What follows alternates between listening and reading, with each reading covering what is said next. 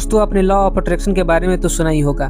Law of attraction का मतलब है कि हम जो भी चीज़ सोचते हैं वही होने लगता है। हम जो भी चीज़ चाहते हैं वही हमें मिलता है। इस वीडियो में हम आपको लॉ ऑफ अट्रैक्शन के 5 स्टेप्स बताएंगे, जिसे फॉलो करके आप अपनी मनचाही चीज़ हासिल कर सकते हैं। हर वो चीज़ जिसे आप दिल से पसंद करते हैं, दिल से चाहते हैं, उसे अपनी लाइफ में अट्रैक्ट कर सकते हैं। ये वीडियो आपके लाइफ की सबसे बेहतरीन वीडियो होने वाली है, इसलिए इस वीडियो को अभी लाइक कर दीजिए और चैनल को सब्सक्राइब कर लीजिए। तो चलिए वीडियो में आगे बढ़ते हैं। पहला स्टेप है डिजायर। डिजायर यानी इच्छा।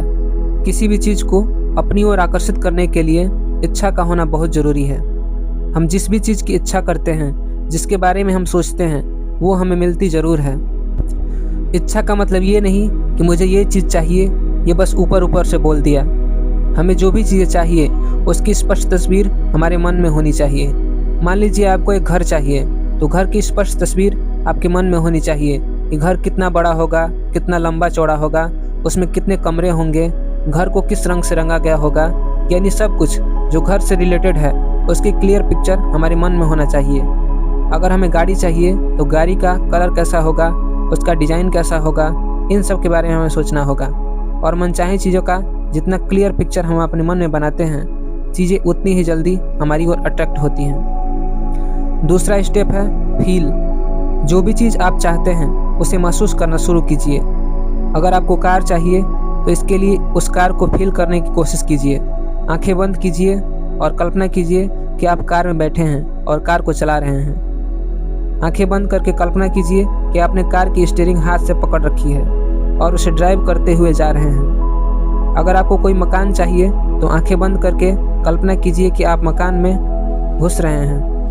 आप मकान का दरवाज़ा खोल रहे हैं, उसमें प्रवेश कर रहे हैं। अपने घर के अंदर का नज़ारा देखकर आप खुश हो रहे हैं। कल्पना कीजिए कि आप घर के बेडरूम में हैं और मुलायम गद्दे पर लेटकर आराम कर रहे हैं। इस तरह कल्पना करने से और चीज़ों को फील करने से आप उसे अपनी ओर अट्रैक्ट कर लेंगे।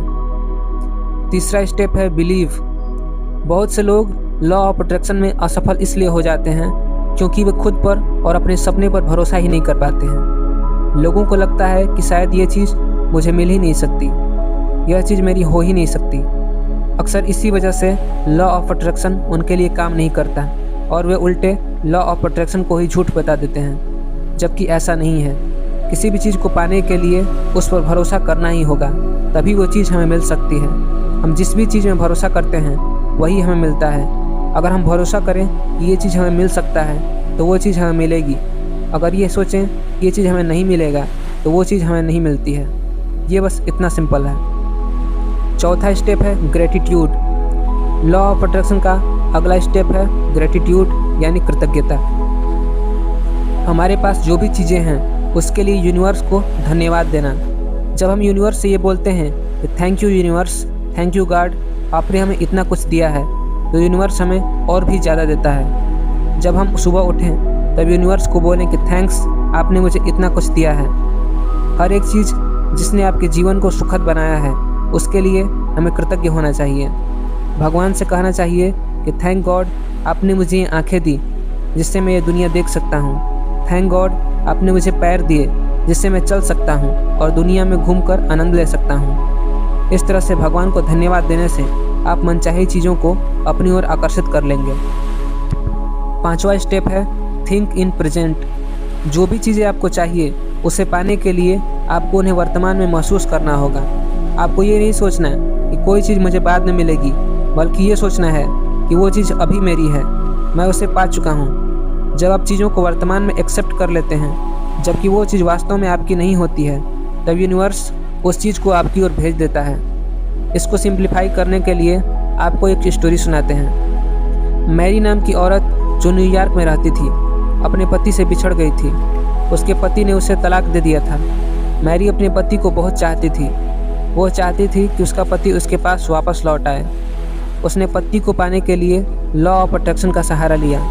वो लॉ ऑफ अट्रैक्शन के सारे नियम अपनाती थी, लेकिन 6 महीने बाद भी उसका पति वापस नहीं आया। फिर उसे एहसास हुआ कि वो आखिर गलती कहाँ कर रही है।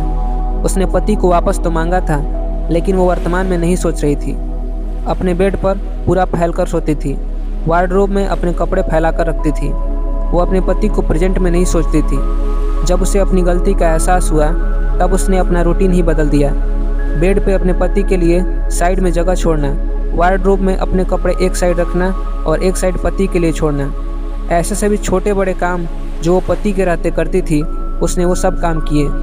जब उसने ये सारे काम करने शुरू किए, उसके 2 महीने के अंदर ही उसके पति का पत्र उसे मिला, जिसमें उसके पति ने लिखा था कि वह दोबारा उसकी लाइफ में आना चाहता है। चीज़ों और घटनाओं को प्रेजेंट में सोचते ही हमारे मन में कमी का एहसास खत्म हो जाता है, और जब हमारे मन में समृद्धि का विचार होता है तो हमारे जीवन में समृद्धि आती है।